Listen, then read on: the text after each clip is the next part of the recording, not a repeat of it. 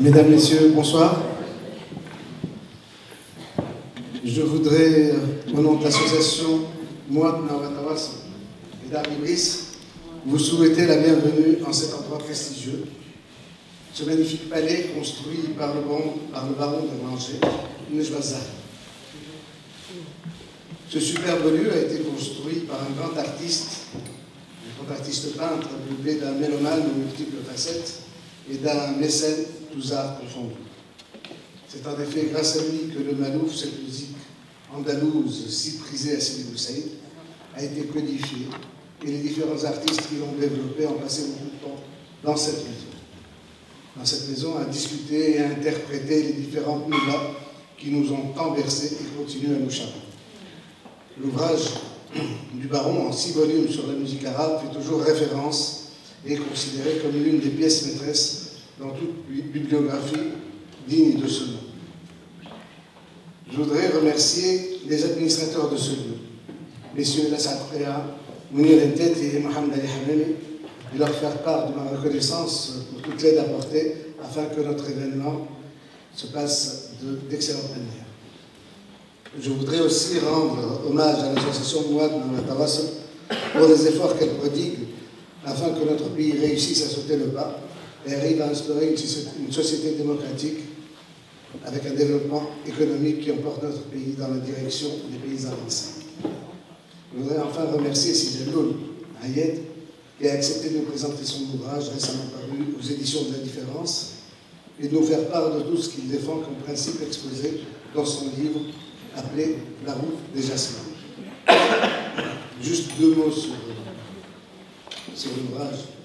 Après une brève biographie dans laquelle il parle surtout du milieu dans lequel il a grandi, de ses études, de sa formation et de ses débuts dans la vie professionnelle, il survole, sans doute par modestie, un parcours professionnel hors pair, grâce auquel sa réputation a dépassé les frontières.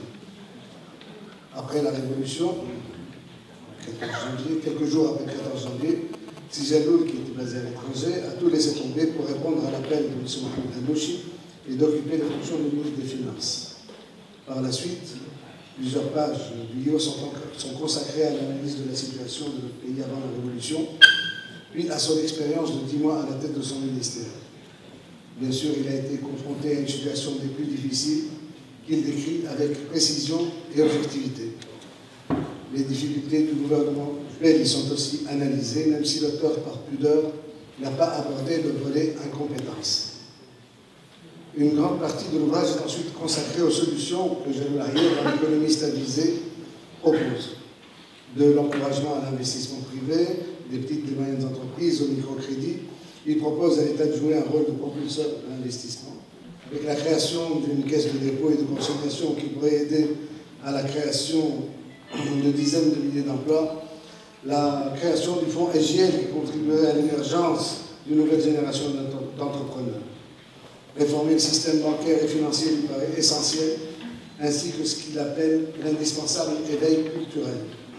Cette dernière notion est indispensable à tout développement. Apprendre à jouer d'un instrument ou s'intéresser à toute activité culturelle représente une formation intellectuelle, notre auteur. Pour lui, la promotion de l'homme passe nécessairement par son émancipation culturelle. Enfin, Jalloul Ayed termine sur une note qui se veut positive en espérant un nouvel état d'esprit qui nous sortirait du guépier dans lequel nous sommes. Tijaloul, comme je voudrais partager votre optimisme, même s'il est, disons, relatif.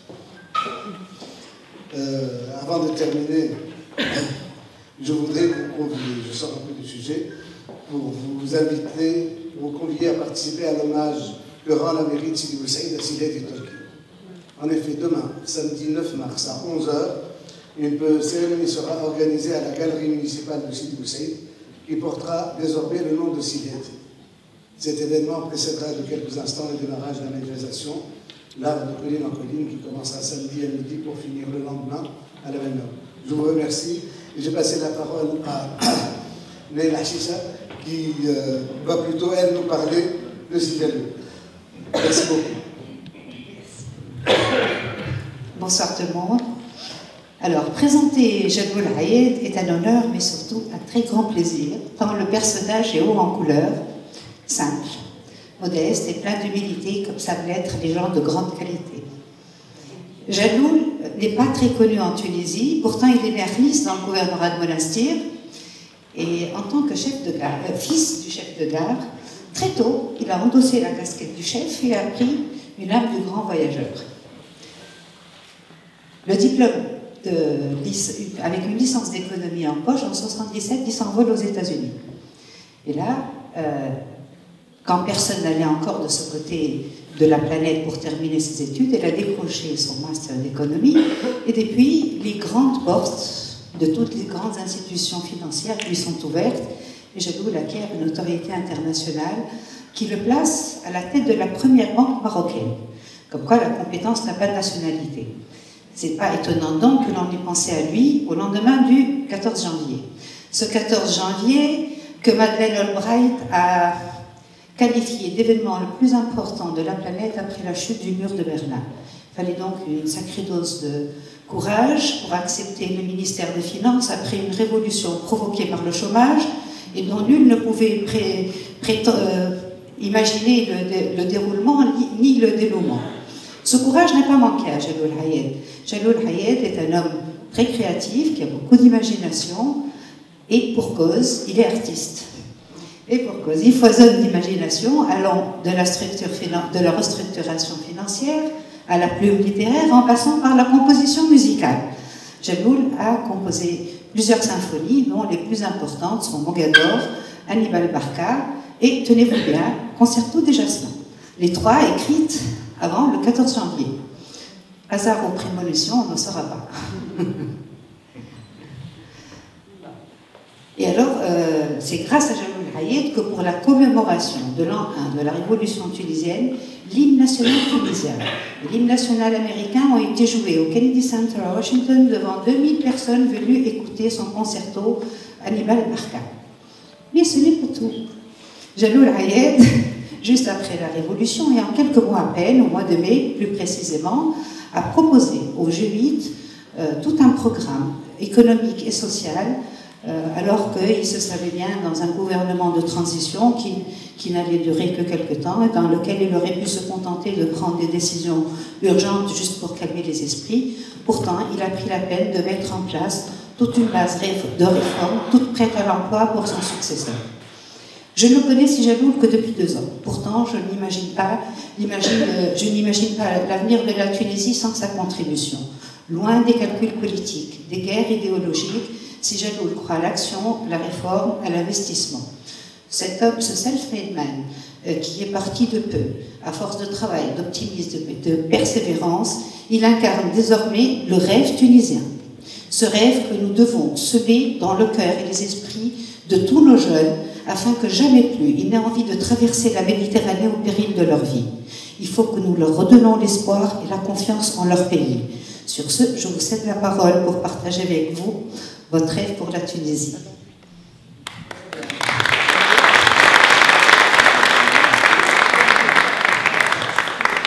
Merci Naïda, merci Seraouf.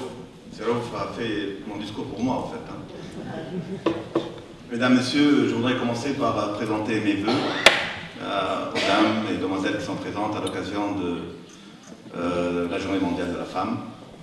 Et en venant ici, moi j'habite juste à côté, en venant ici je pensais à la chanson de Jean Ferrat quand il dit que le poète a toujours raison, il voit plus haut que l'horizon Et il reprend Aragon quand il dit que l'avenir, la femme est l'avenir de l'homme. Voilà, la femme est l'avenir de l'homme. Et moi, je ne suis pas poète, mais je dirais que la femme est l'avenir de la Tunisie.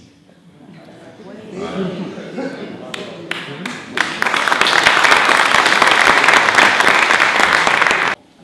Il faut dire que je ne reconnais pas la plupart des noms qui ont été annoncés, donc il faudrait leur donner le bénéfice du doute. Mais avoir 5 gouvernements en l'espace de 2 ans et demi, c'est trop pesant pour la Tunisie. Ça veut dire que la phase de transition dure et dure trop. Et dans une phase de transition, il y a toujours des problèmes qui se font attendre, des choses urgentes qui ne se font pas. Durant notre phase de transition, on nous critique de temps en temps, ce qui est tout à fait normal dans une démocratie, mais au moins, nous avons eu le mérite d'avoir honoré notre engagement. C'est-à-dire tenir les premières élections libres et démocratiques dans le pays le 23 octobre. Et ça a été fait le 23 octobre. Et on avait espéré à ce moment-là que le 23 octobre, une année plus tard, on allait tenir les prochaines élections pour dépasser le stade de la transition démocratique et entamer la phase de la consolidation démocratique.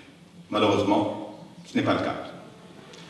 Et je dirais plus que ça, dans une phase de transition démocratique dans laquelle le gouvernement est un gouvernement politique, il est certain, et c'est tout à fait normal, que ce gouvernement mette en premier lieu les objectifs politiques de leur parti.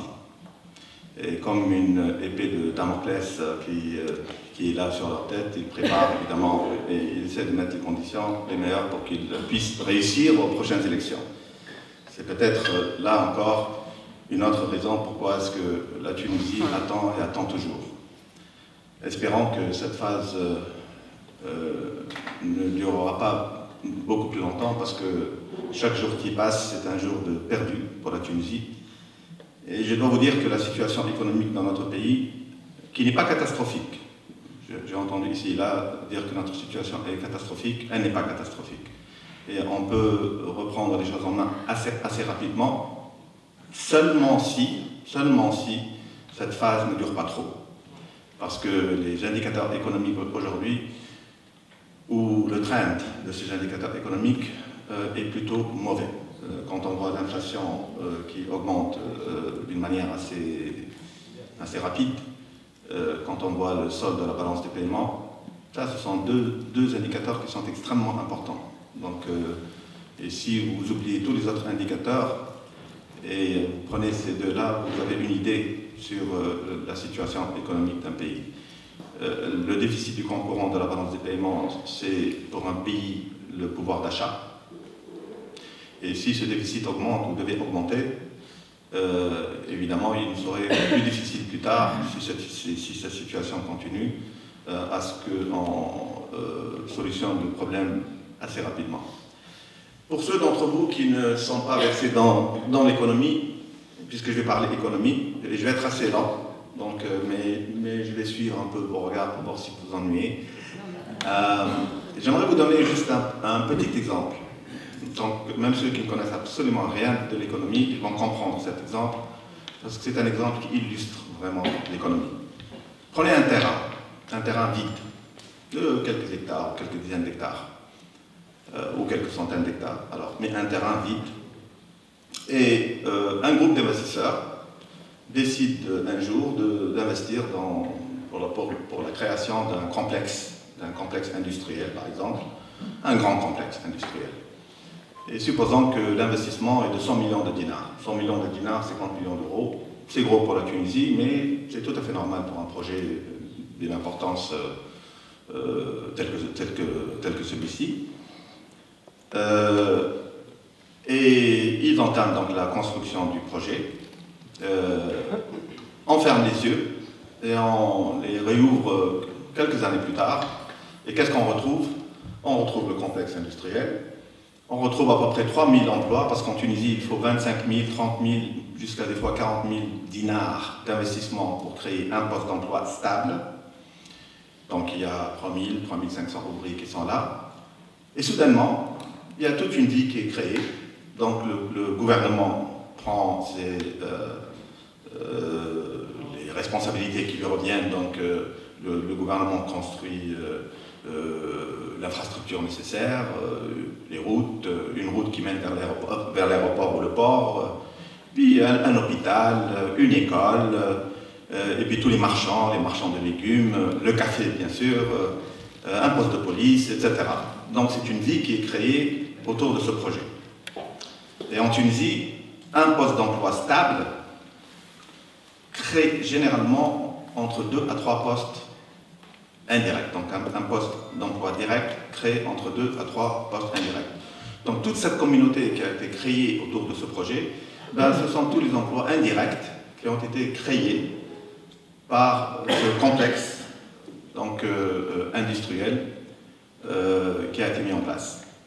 Vous comprenez là que déjà, il y a une communauté qui vit, ça devient donc une sorte d'espace de vie, alors qu'avant, c'était un terrain vide. Et comme un arbre qui est bien planté, cet arbre commence à s'agrandir élégamment. Et ce que vous retenez de cet exemple, la chose la plus importante, c'est l'investissement. Sans investissement, il n'y a pas de prospérité. Sans investissement, il n'y a pas de création de valeur. Sans investissement, il n'y a pas de création d'emploi. Ce que Ibn Khaldoun appelle Al-Amran. C'est vraiment ça, Al-Amran. C'est une communauté qui prospère parce que justement, il y a cet acte initial qui est un acte fondamental, qui est l'acte d'investir. Gardez cet exemple en tête, j'y reviendrai de temps en temps, mais franchement, l'économie, c'est pas tellement plus compliqué que ça. Évidemment, c'est pas aussi simple. Mais cet exemple montre très bien comment est-ce que, par cet acte d'investir, on a créé une vie. Et l'emploi, c'est la vie. C'est l'emploi, avant tout. C'est la liberté, bien entendu, mais c'est l'emploi. Vous comprenez bien donc que pour arriver à la prospérité, il faut investir. Je reviens donc à cet aspect des choses pour parler un peu d'investissement et revenir à la situation actuelle de notre pays. Il y a deux problèmes aujourd'hui, deux grands problèmes aujourd'hui qui ont provoqué en fait la révolution. Le chômage, on a aujourd'hui 800 000 chômeurs, il y a 400 000 chômeurs qui ont des diplômes, donc des diplômés chômeurs. Et l'autre problème qui est aussi grave, c'est la disparité entre le développement, dans le développement entre les régions, c'est-à-dire les régions côtières et les régions de l'intérieur. Moi, j'illustre ça, et je m'excuse pour ceux qui ont déjà assisté à ma présentation, j'illustre ça avec un exemple tout simple. Quand je voyageais, et je voyageais énormément, surtout en Afrique, et de temps en temps, l'avion passe sur la Tunisie, et ce qu'on remarque, c'est que il y a plein de lumières le long des côtes qui scintillent, mais à l'intérieur, les lumières diminuent. Et ben, c'est un exemple qui illustre clairement que le développement n'est pas encore arrivé à ces régions de l'intérieur. C'est vraiment ça, la priorité des priorités. On n'aurait jamais atteint les objectifs de la révolution dont les uns et les autres parlent à longueur de journée, sans que nous puissions nous atteler à trouver les solutions qu'il faut pour le développement régional. Ben, maintenant, la question, c'est de savoir comment est-ce qu'on va régler ce problème et qui va les régler. Et en particulier le problème du chômage, mais les solutions sont les mêmes. En Tunisie, il y a deux types d'investissement. Il y a l'investissement public et il y a l'investissement privé. Historiquement, c'est l'État qui a toujours joué ce rôle. Le gros investisseur. L'État, il est le plus gros investisseur, le plus gros employeur.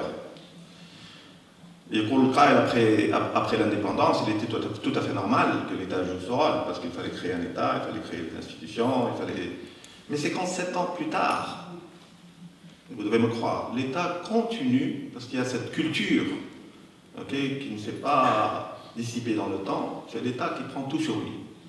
Donc aujourd'hui, il est tout à fait normal que les jeunes qui manifestent, ou tous ceux qui ont des problèmes quelconques, qu'ils regardent toujours l'État pour trouver des solutions. C'est ce qu'on appelle l'État-providence, qu'on a hérité en grande partie de la France. Et d'ailleurs, la France a les mêmes problèmes que nous. Ils continuent à penser qu'avec les dépenses publiques, ils vont pouvoir assurer les conditions pour une croissance économique, ce qui n'est pas le cas. Alors qu'est-ce qu'ils font? Et là, je parle de la France. Ils empruntent. Le gouvernement emprunte. À telle enseigne qu'aujourd'hui, le stock de dette en France a dépassé le PNB. D'accord là? Mais quand on regarde le stock de dette de la France aujourd'hui, qui est à peu près 1,5 milliard d'euros, la moitié, quand on analyse ça, et très peu de gens le font, on se rend compte que la moitié de ce stock de dette n'a pas d'actifs en face. Qu'est-ce que ça veut dire? Ça veut dire que le gouvernement français, et là je reviendrai à la Tunisie, c'est très similaire, il a emprunté de l'argent pour payer les salaires, pour l'assurance maladie, pour d'autres activités sociales. Et là, je voudrais souligner un point qui est absolument critique à mon sens, et que vous retrouvez dans mon livre si vous avez l'occasion de le lire, c'est que sans création de valeur, l'argent qu'on emprunte, on ne pourra jamais réellement le rembourser. Donc la vraie question qui se pose, c'est que emprunter de l'argent, c'est très bien, mais aussi faut-il se poser la question, est-ce qu'on va pouvoir le rembourser ou pas? Alors c'est pour ça que je vous dis que la France est devant un gros problème. Ce n'est pas tellement différent aux États-Unis. Non, ce n'est pas le sujet aujourd'hui, bien que j'aurais souhaité qu'on parle, et on n'entend jamais parler de la crise internationale qui nous attend. On parle toujours de la crise de 2008, mais en vérité, il y a une crise beaucoup plus importante qui est à nos portes. Je voudrais être optimiste aujourd'hui, donc je ne parlerai pas de cette crise qui nous attend. Si ça vous intéresse, je me ferai un plaisir de faire une petite conférence là-dessus. Avec plaisir. Bon, donc, pour revenir à la Tunisie, c'est plus ou moins la même chose. Donc c'est le gouvernement qui doit trouver des solutions à tout. C'est le gouvernement qui investit. On s'est retrouvé avec un portefeuille d'entreprises publiques dont une bonne partie travaille sur la base de déficit. Il y a à peu près 1,5 milliard de dinars de déficit cumulé des entreprises publiques. Ils sont payés et ne produisent pas grand-chose. Pour être tout à fait honnête, à peu près 600 000 employés. Moi, j'estime qu'à peu près entre 150 000 à 200 000 qu'il faudrait. Bon, je suis un peu sévère, mais c'est la vérité. Et d'ailleurs, même pour le reste, vous savez, quand on est dans un système qui ne met pas la performance et la mesure de performance comme étant l'élément clé, l'élément majeur, on se retrouve dans des situations, comme ça m'est arrivé d'être avec ça à Abslamjal, et on négocie, non, moi je veux 4% d'augmentation, évidemment salariale. Ce qui est normal pour un syndicat, il faudrait bien qu'il protège les intérêts des ouvriers. Mais je me suis rendu compte que les 4% ou les 3,5%, en fait, on a augmenté de 14% pendant les dernières années, pour votre information. Donc, alors comment est-ce qu'on va les distribuer, ces 4%? Mais tout le monde. Comment ça, tout le monde? Quoi, il n'y a pas de mesure? Moi qui apprenais. C'est-à-dire, il n'y a pas de mesure de performance, on ne demande pas à chaque cadre d'établir avec son boss des objectifs annuels et qu'on revoit pour voir si ce cadre a travaillé ou pas. Non, non. Et par conséquent, il y a ceux qui viennent le matin à 10h pour sortir à 4h ou 16h de l'après-midi. Il y a ceux qui viennent, qui mettent leur veste et puis qui vont au café du coin et puis rester quelques heures à papoter avec leurs copains.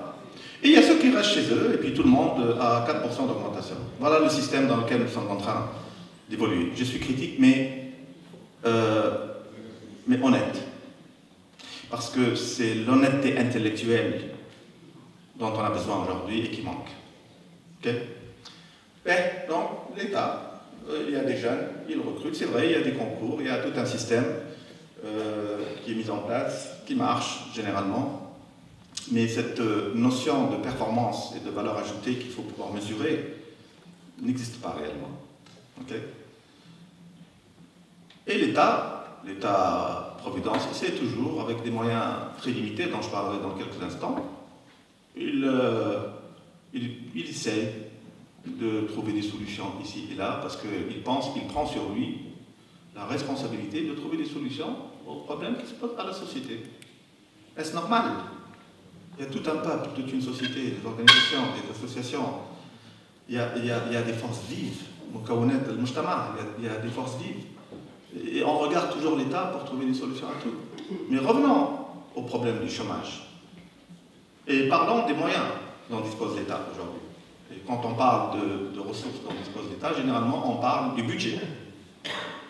Je ne parle que parce qu'on n'en parle pas assez. Le budget de l'État, donc c'est la base financière sur laquelle il construit les actions, aussi bien économiques, sociales et autres. Quand on regarde le budget, on a 60% du budget, c'est le budget de fonctionnement. C'est justement, entre autres, le paiement des salaires des 600 000 qui travaillent dans le secteur public. Le budget d'équipement, on a à peu près un peu moins de 7 milliards de dinars. Comme les Américains disent, peanuts, cacahuètes, on n'en a rien du tout.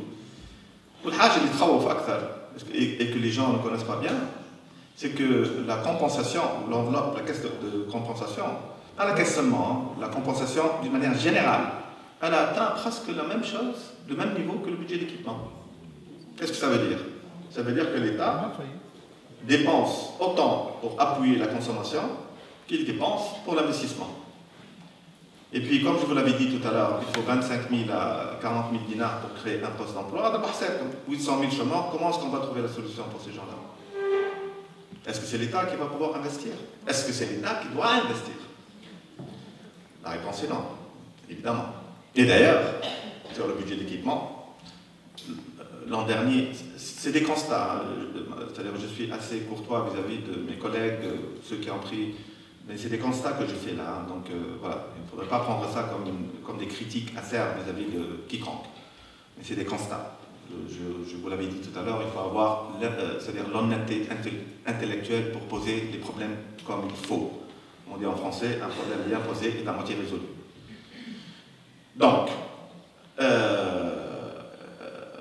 avec 7 milliards de dinars, on a dit que l'État ne peut pas faire grand-chose, mais quand on voit, même avec les projets qui ont été inscrits dans le budget de l'État en 2012, 40%,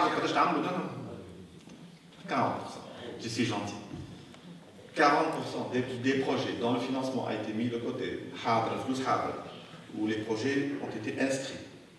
40% seulement des projets à un moment où notre pays a besoin de ces projets, où nos jeunes sont en attente. 40%. Ce sont les projets qui sont inscrits dans le budget de l'État. Donc, vous comprenez, vous comprenez bien que, à mon avis, ce n'est pas l'État qui va réellement trouver les solutions structurelles à notre économie. Ce n'est pas l'État qui va créer le nombre d'emplois dont notre économie a besoin. C'est dans qui? C'est le secteur privé. C'est le secteur privé. Le secteur privé. Donc, des groupes qui sont très très bien structurés, qui ont vraiment, il y a des entreprises et des groupes qui ont un track record qui est vraiment impressionnant, remarquable, mais pas suffisant. Alors, quand j'étais ministre, je suis allé visiter les grands groupes du pays pour essayer d'estimer quelle était l'enveloppe financière dont ils disposaient pour pouvoir investir. Et je me suis rendu compte que, au fait, même le privé, peut-être, c'est l'héritage de Benal. Beaucoup de privés n'ont pas été encouragés à se montrer trop. N'est-ce pas? Vous vous rappelez de ça?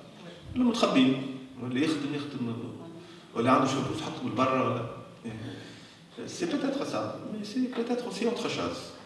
Cette autre chose, c'est que je pense personnellement que l'État n'a pas joué le rôle qu'il devait et qu'il doit jouer aujourd'hui. Et c'est pour ça que quand vous allez lire mon livre, vous allez voir, et je reviendrai au privé, et puis voir comment est-ce que l'État peut aider et doit aider. La thèse la plus importante que je développe dans mon livre, ou l'une des plus importantes, c'est la refonte du rôle de l'État. On ne peut pas continuer en 2013 à avoir un État qui gère les affaires du pays comme il le faisait il y a 50 ans ou 57 ans. Ce n'est pas possible. Ce n'est pas possible. Donc il faut commencer déjà par le commencement, c'est-à-dire la refonte du rôle de l'État. Il faudrait recréer l'État chez nous. J'en parle parce que, évidemment, je viens du monde financier international, privé, etc. Tout comme les entreprises aujourd'hui font tout pour acquérir les nouvelles technologies, améliorer leurs méthodes de gestion, etc. L'État doit faire exactement la même chose. Pour vous donner un exemple, si vous prenez un dictionnaire économique d'il y a 20 ans et que vous le comparez, comme je l'ai fait, que vous le comparez avec un dictionnaire économique financier aujourd'hui, vous allez vous rendre compte que la moitié des termes dans le nouveau dictionnaire n'existaient pas dans l'ancien. Qu'est-ce que ça veut dire? Ça veut dire que les choses ont beaucoup changé. Il y a aujourd'hui des mécanismes, il y a des techniques, il y a des outils, il y a des instruments qui sont à la disposition de l'État et qui sont à la disposition de tous les opérateurs économiques, mais qu'on n'utilise pas, qui n'existaient pas. Et je vais vous donner quelques exemples, tout de suite. Donc, je pense que vous êtes d'accord avec moi qu'il faudrait changer le mode de fonctionnement de l'État. Je vais vous donner quelques exemples. Quand j'étais ministre, parce que c'est un exemple qui illustre la situation. Quand j'étais ministre, en 2011, déjà, j'ai travaillé à Barge, au 47 degrés. Alors, mes collègues, le ministère des Finances, le bureau du ministre est au rez-de-chaussée. Vous avez 4 étages,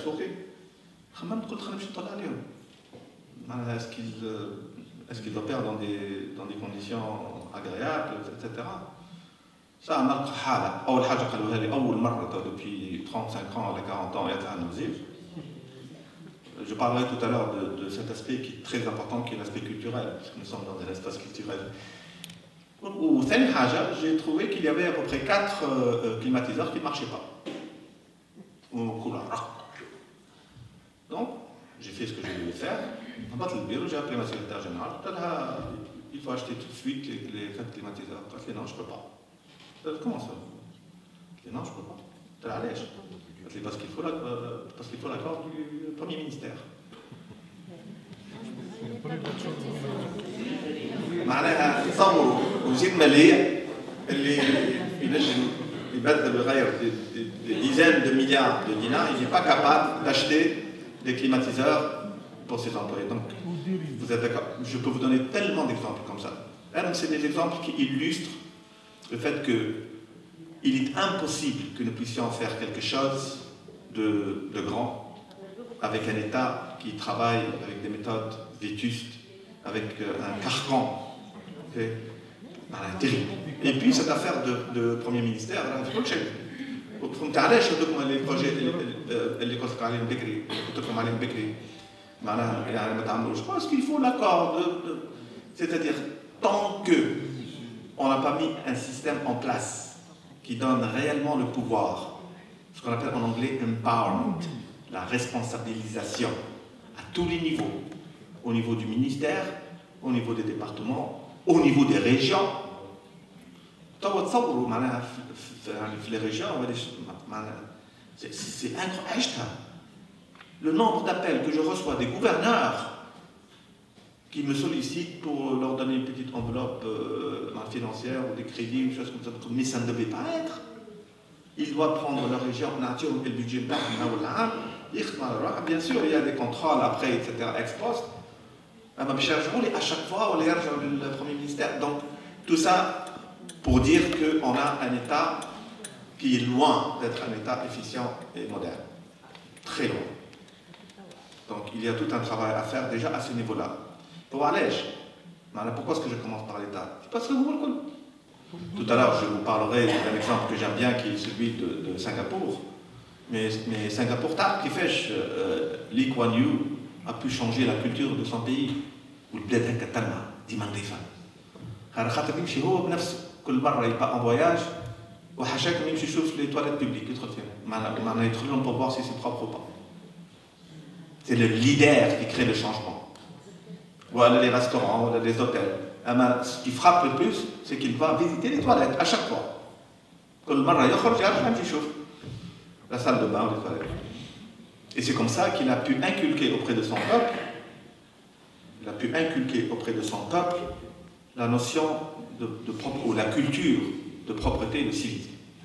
Il le faisait, il forgeait la chose. Et en 30 ans, allez visiter Singapour. Si j'ai le temps, je vous parlerai un peu de Singapour que je couvre dans mon livre. Mais, donc, si l'État n'a pas tellement les ressources budgétaires pour donner, pour assurer la lancée de l'investissement dans le pays, c'est le privé qui doit le faire. Est-ce pour autant l'État ne dispose pas d'autres ressources? La réponse est oui. Ce ne sont pas des ressources budgétaires, mais ce sont d'autres ressources. L'État dispose d'un portefeuille extraordinaire de participation dans des entreprises, il possède des entreprises, il possède une réserve foncière extraordinaire, il possède des biens confisqués, il a beaucoup de moyens. Et la question est de savoir, est-ce qu'on ne peut pas utiliser une partie de ces moyens pour stimuler l'investissement privé? La réponse est oui, en utilisant justement ces instruments modernes qui existent aujourd'hui et qui n'ont pas été utilisés à bon escient.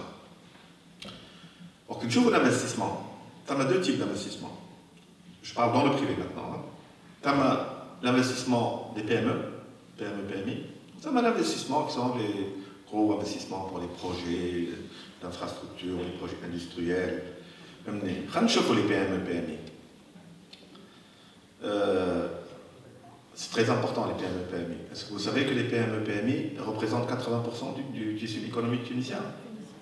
Est-ce que vous savez que les PME, PMI aujourd'hui offrent de l'emploi à 60%? On a 60% des emplois en PME, PMI. Est-ce qu'on peut négliger les PME, PMI? Est-ce qu'on va négliger les PME, PMI? C'est pas possible. PME, PMI, c'est la cellule vivante de notre économie. Et d'ailleurs, c'est le même cas dans presque tous les autres pays. En France, c'est la même chose. Il nous faut absolument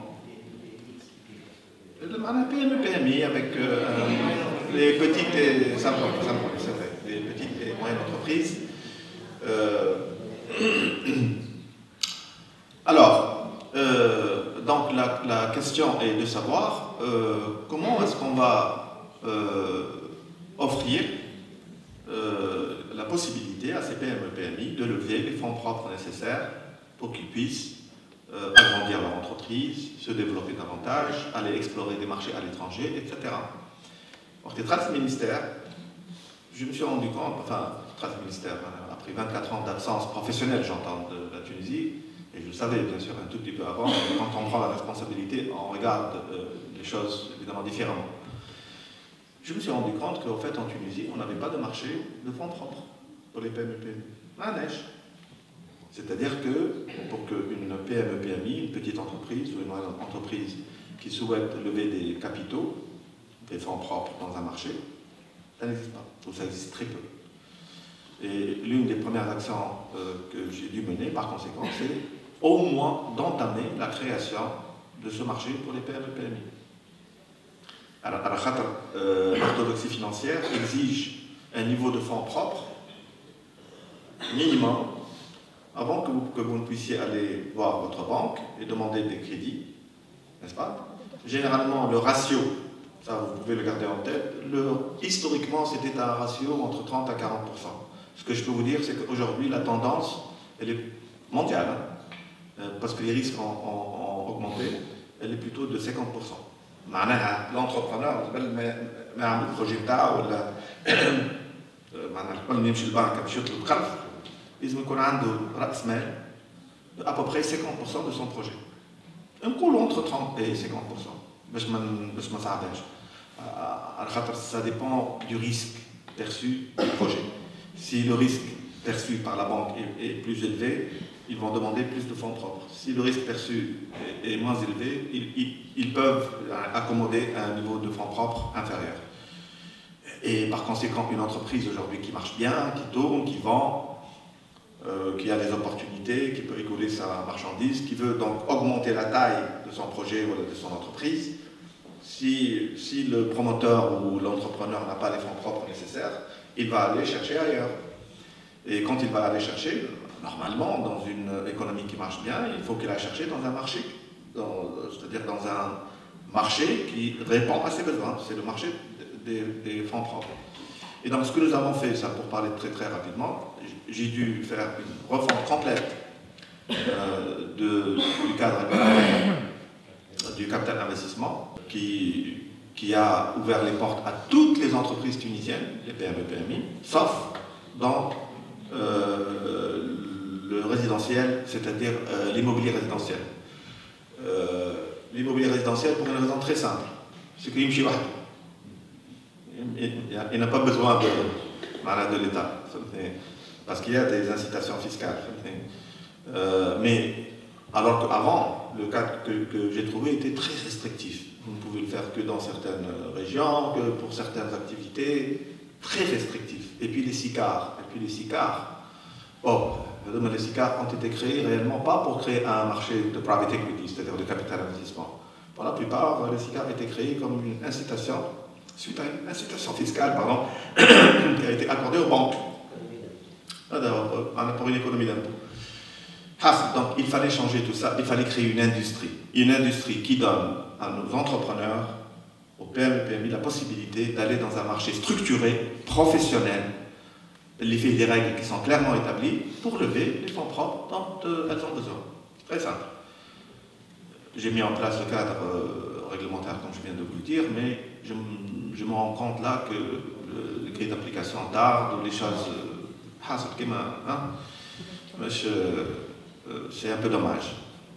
On m'a posé la question, mais pourquoi est-ce que tu te casses la tête à trouver des solutions structurantes c'est-à-dire, je suis venu c'est-à-dire pour être teneur de plume ici. Si j'ai la chance de servir mon pays, ne serait-ce que pour quelques mois, je le fais et on l'a fait. Moi, je me rappelle qu'il y avait des experts qui sont venus de la Banque mondiale, impossible que vous puissiez faire ça. C'est possible. Et on l'a fait. Mais aussi faut-il appliquer. Aussi faut-il créer. Comment est-ce qu'on crée donc ce marché-là? Il faut créer des fonds d'investissement. Il faut créer des fonds d'investissement. Il y a plusieurs types de fonds d'investissement. Il y a des fonds d'investissement c'est-à-dire sectoriels. Il y a des fonds d'investissement, des fonds de développement, de capital développement. Il y a des fonds de capital innovation. Il y a des fonds de capital transmission. Je complique la chose, mais c'est vous dire qu'il fallait créer cet univers de fonds qui peut répondre aux différents besoins de la PME-PMI. Capital développement, c'est pour le développement. Donc, consolider les fonds propres pour que l'entreprise puisse se développer. Capital transmission, c'est pour la transmission d'entreprise, de mère à la fille ou au fils, etc. Donc, il y a des structures qui peuvent être assez sophistiquées pour ça. Capital retournement, c'est le capital restructuration.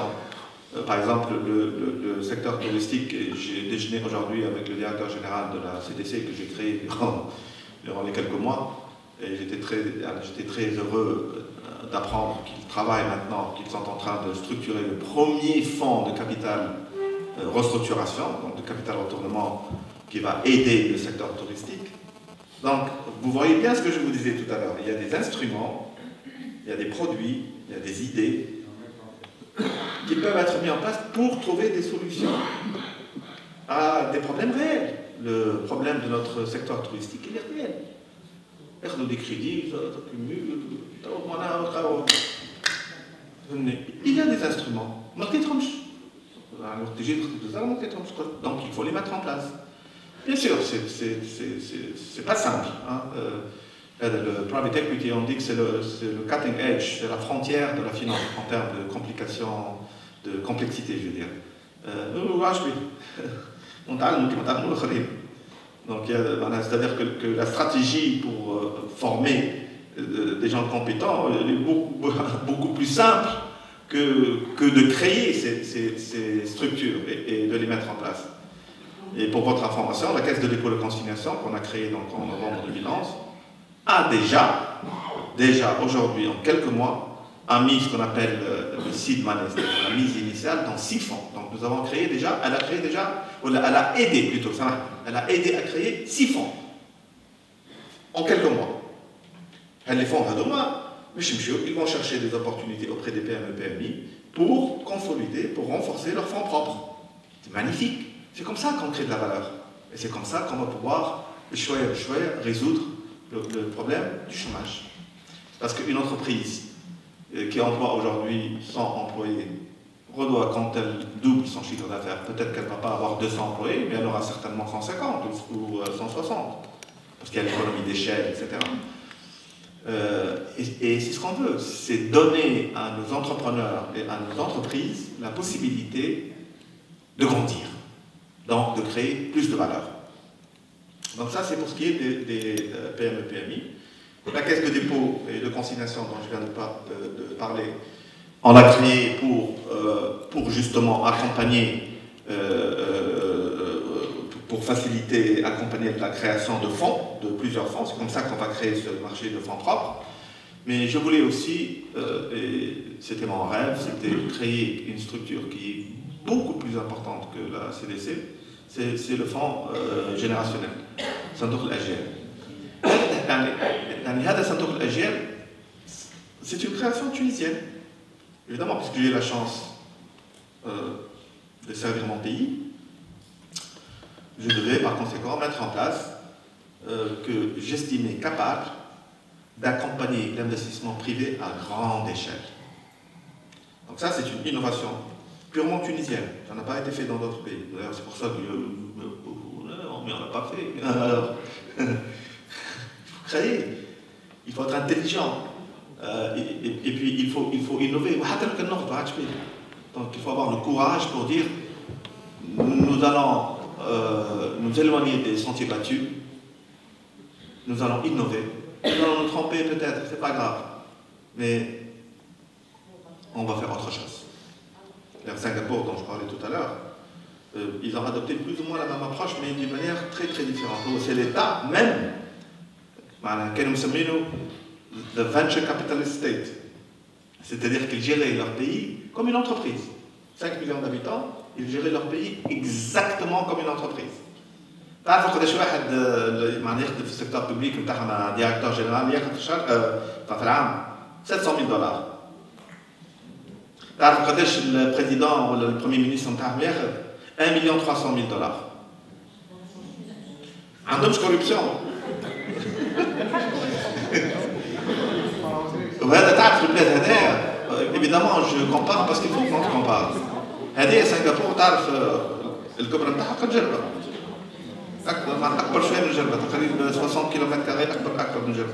مع جربة 510 كيلومتر كاري. سنغافورة c'est 600 et quelques. تعرفوا قداش البي ام بي نتاعهم؟ $222 milliards. تعرفوا قداش البي ام بي نتاعنا؟ $50 milliards. 10 millions d'habitants, 164 000 km². تعرف قداش البي ام بي نتاع المغرب كله، خاطر احنا داخلين في المغرب كله من ليبيا حتى موريتانيا 5 millions de km²، 100 millions d'habitants، بي ام بي $400 milliards. ودي كان نحيو منه البترول والغاز نلقاو البي ام بي نتاع سنغافورة اللي هي قد جرب. لا on doit avoir honte. On doit avoir honte. كيفاش غدوة معناها كيفاش مش نقابلوا ولادنا Qu'est-ce qu'on a fait pour eux? C'est vraiment ça la question. Et puis علاش هما تعرف اللي سنغافورة كان أفقر من تونس il y a 35 ans. عندهم فلاحة، عندهم برد قد نتاع سيدي بوسعيد ولا أكبر شوية. Mais c'est le leadership dont je parlais tout à l'heure et cette vision.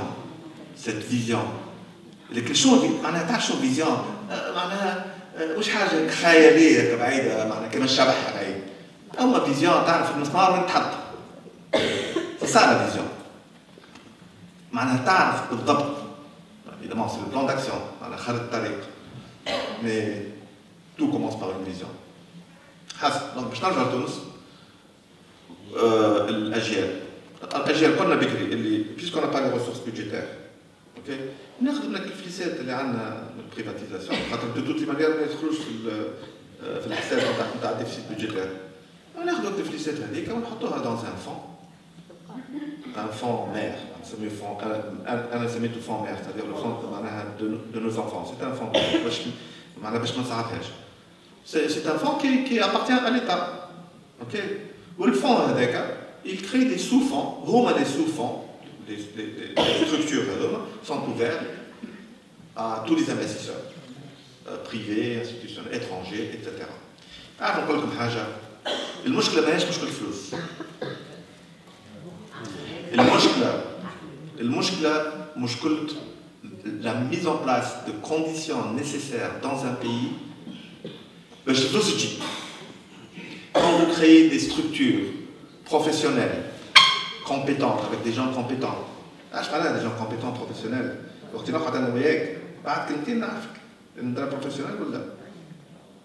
est-ce que vous pensez que la dégradation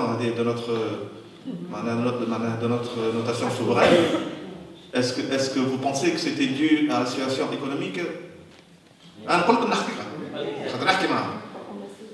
moi j'ai خاطر la situation économique خاطر احنا كنا في طلبة la crise quand on a pris le pouvoir ما لقاوش مع شكون يحكيو ها صحيح il n'y a pas de vision il n'y a pas de plan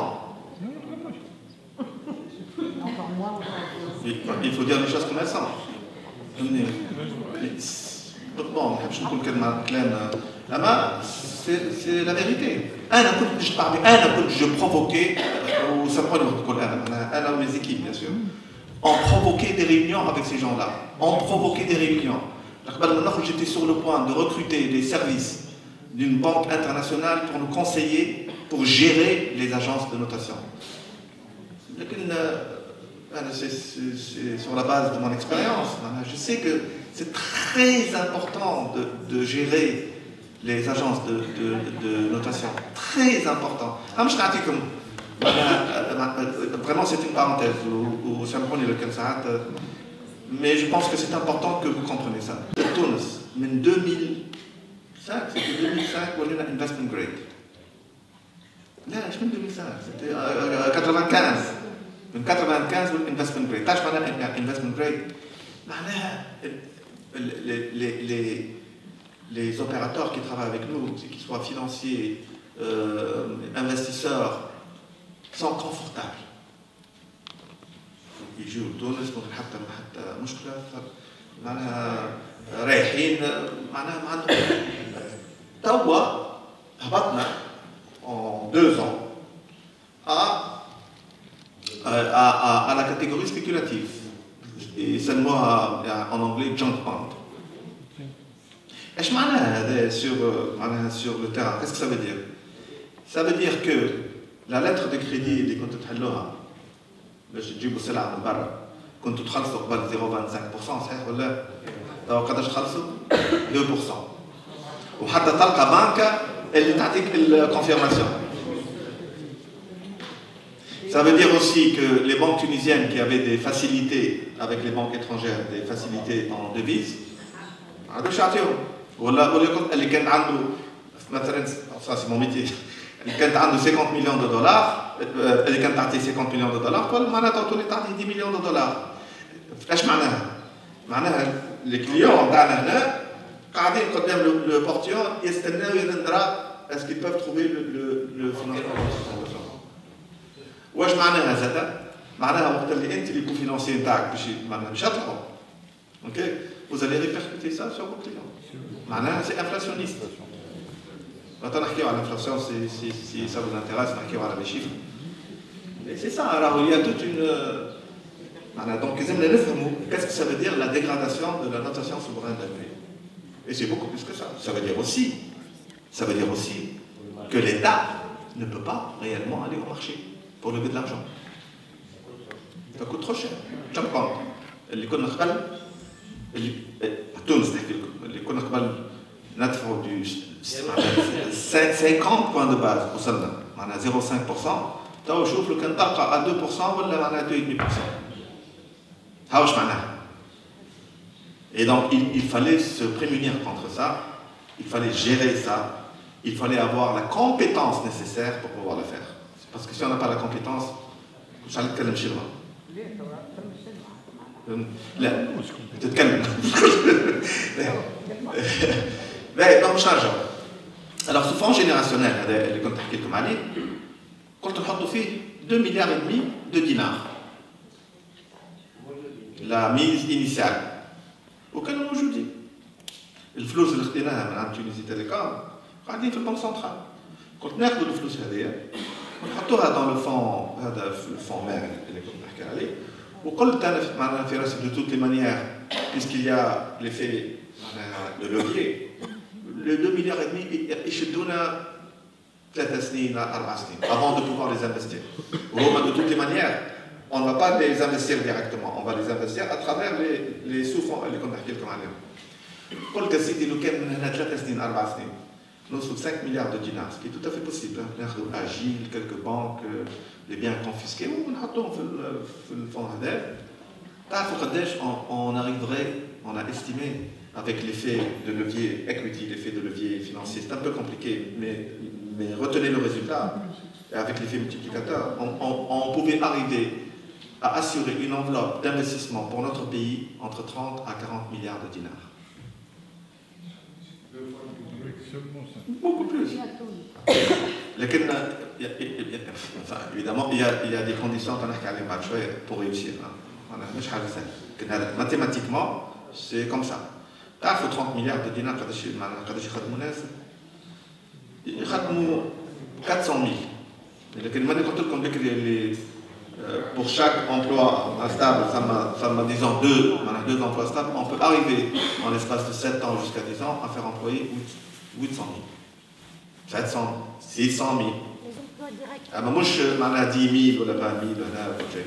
Donc, si je partage cet exemple avec vous, et on l'a créé, hein, ça a été approuvé par le Conseil des ministres. Malheureusement, on a dû quitter le ministère pour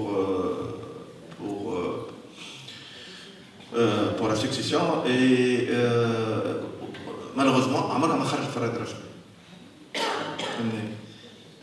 يقول القائل كما أنا قلت لنفسي c'est tellement puissant, c'est tellement efficace comme système. عمري ما كنت نتصور أنه on n'allait pas continuer sur à mettre ça en place. Alors je tiens à vous dire que non seulement ça n'a pas été mis en place, mais sur les 2,5 milliards اللي كنا نحكي لكم عليها أخذوا 1 milliard حطوه في البودجي. الفلوس نتاع ولاد الأطفال أخذوهم حطوه في البودجي. مشيت شفت المينيستر سي ديماسي وقتها قلت له علاش؟ تسلفوهم ما تاخذوهمش. De toutes les manières, تسلفوهم pour vos besoins de trésorerie ما تاخذوهمش. قال لي لا الحكومه مش الحكومه انت انا بدات المينستر دي فينانس علاش c'est vraiment pour partager avec vous ce qui se passe. C'est un peu triste vraiment, c'est un peu triste d'ailleurs c'est long. Donc ça c'était pour vous dire que vous comprenez bien que cet état providence l'état devient un état intelligent, un État, au fait, plus fort, mais plus intelligent. Un État qui peut, avec un peu d'intelligence, l'innovation et surtout du courage, okay, on peut résoudre le problème.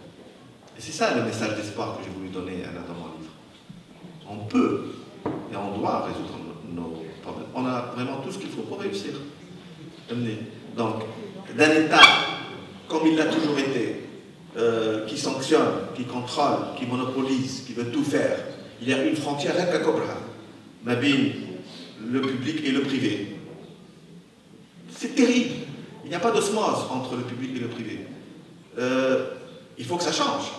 Et c'est ce qu'on appelle partenariat public-privé.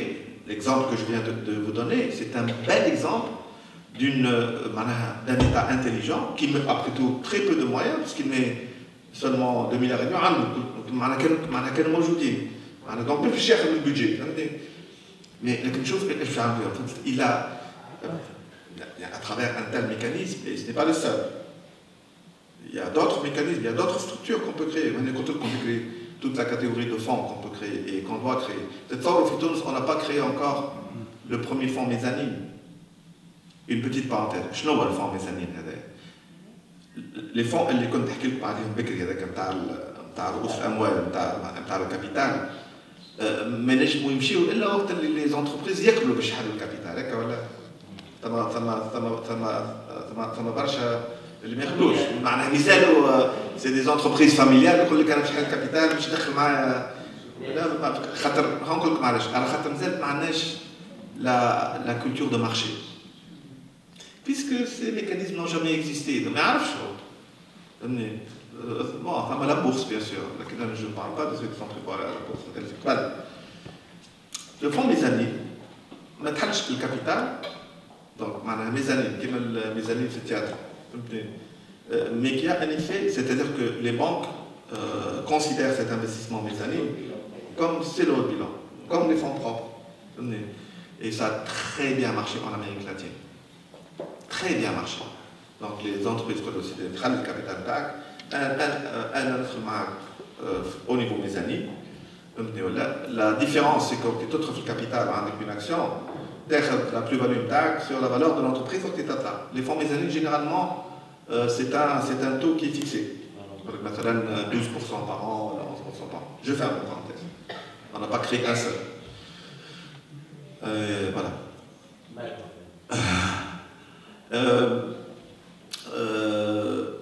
Alors, ces deux initiatives, pour ce qui est des PME-PMI, pour ce qui est de SGL, vous donnent déjà une idée sur qu'est-ce que l'État peut faire et doit faire pour pouvoir encourager l'investissement dans le pays. Avec ces mécanismes, avec ces instruments, et avec bien sûr beaucoup de travail, avec des gens compétents qu'il faut former, on peut arriver dans le temps à vraiment créer les meilleures conditions pour atteindre un niveau d'investissement dans notre pays, surtout par le secteur privé, qui soit beaucoup plus important que c'est le cas aujourd'hui. Puisque le deal privé, on a un article flou, ça n'a jamais investi avec toi. À une condition, c'est qu'à la fin du projet ou à la fin de la période, elle est à notre en bourse, c'est-à-dire que le projet reste entre les mains des privés. Mais la beauté de cette approche, c'est que, le gouvernement, à travers le fonds, il sait dès le premier jour quelle est sa perte potentielle, diluée. Deuxièmement, il ne va pas encourir encore de l'endettement, puisque l'endettement se fait au niveau des projets de l'autre. Donc, à un niveau de à peu près 50% de notre PNB, quand on compte les France à 100%, à 50%. Mais c'est acceptable. Quand on fout 50%, on va nous faire choix. C'est pas 50 ou 55. En 2010, on a 43%. 42,5%. La même chose pour la microfinance. Pour la microfinance est très importante. Et la microfinance, c'est des petits crédits qu'on donne, surtout aux femmes, puisqu'on parle de la journée de la femme, surtout aux femmes. Et puis, un petit شفت des femmes في حياة دم معناها وقت كنت وزير مشيت قاعد نخدم معناها قاعد نحكي معاهم mais j'étais absolument épaté. هاو اللي تشري ماكينة خياطة هاو اللي حلت magasin de parfumerie ولاو يخدموا ولاو يصوروا فلوس petit à petit تولي تخدم بنت اختها ولا تخدم مع شنو وتولي une micro-entreprise. Mais c'est magnifique. Et puis, on peut avoir des résultats presque immédiatement. Eh bien, j'ai trouvé qu'on n'avait pas réellement une industrie bien structurée de la microfinance. Et qu'il fallait vraiment encourager ça. C'est une industrie qu'il fallait vraiment créer. Donc là encore, on a mis en place en très peu de temps le cadre réglementaire pour cette industrie. Et malheureusement, là encore, c'est resté... Bon, ممكن طولت عليكم شوية. tout ça c'est bien beau, vous comprenez bien que le rôle de l'État doit changer. L'État devient un propulseur d'énergie, accompagnateur, conseil, il crée les conditions les meilleures pour réussir, et c'est ça ce qu'il faut. Alors maintenant, il y a des conditions pour pouvoir réussir cette politique. Il y a des réformes très importantes qu'il faut mener. Alors, dans l'exemple que je vous ai donné tout à l'heure, même si on assurait la partie private equity, c'est-à-dire la partie de fonds propres, il faut aussi assurer les crédits, c'est-à-dire l'endettement. Est-ce qu'on a un système financier aujourd'hui, ou un système bancaire qui peut accompagner ce gros volume d'investissement? Malheureusement, la réponse est non. Non. On a un système bancaire moyen. Il y a une dichotomie terrible entre les banques publiques et les banques privées,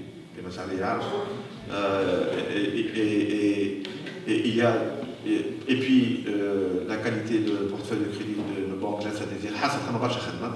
Mais le plus important, c'est que le système financier, c'est-à-dire le marché des capitaux, il n'existe pas aujourd'hui. Aujourd'hui, pour faire une émission obligataire pour financer un projet sur 7 ans ou 10 ans, ce n'est pas possible.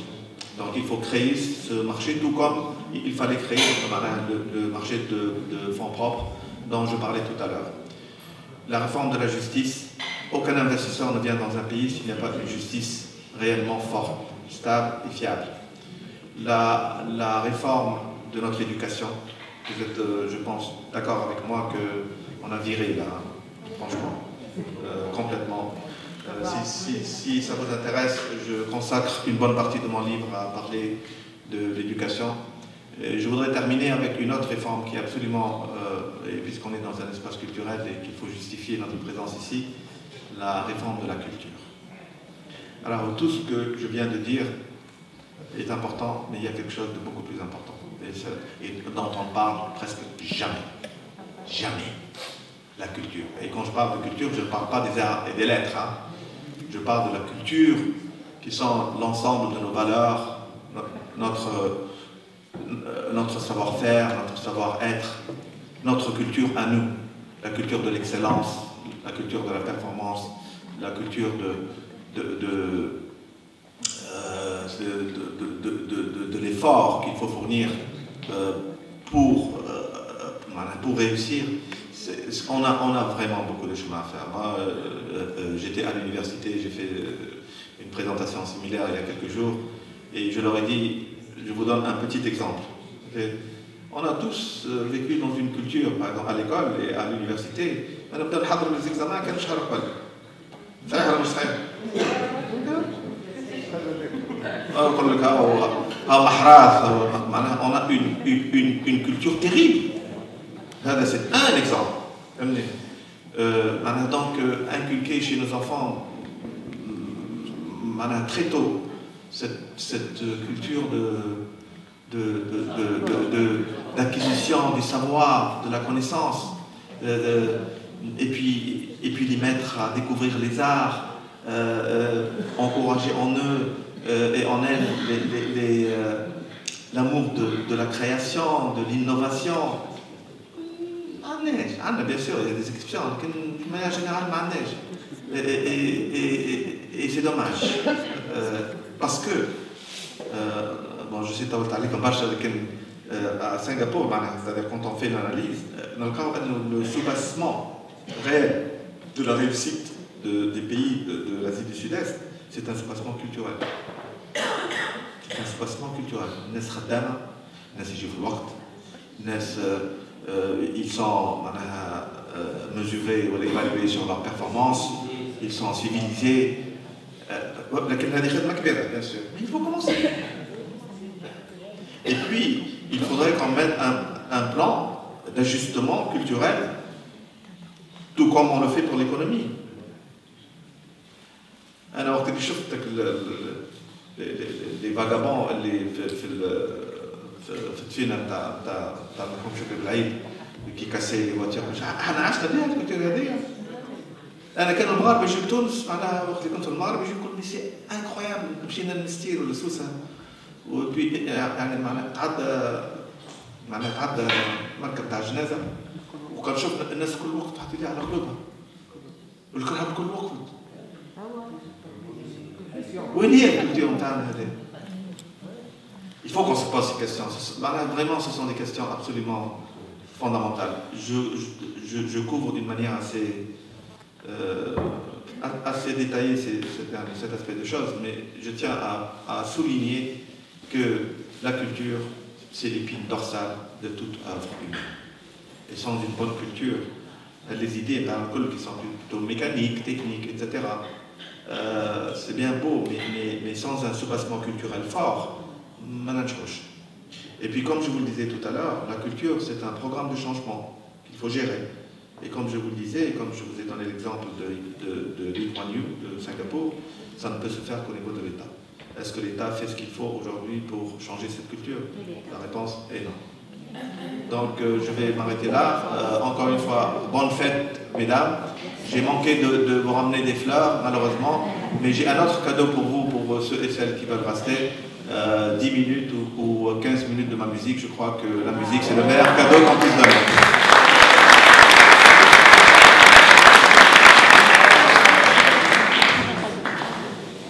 Ça va le faire.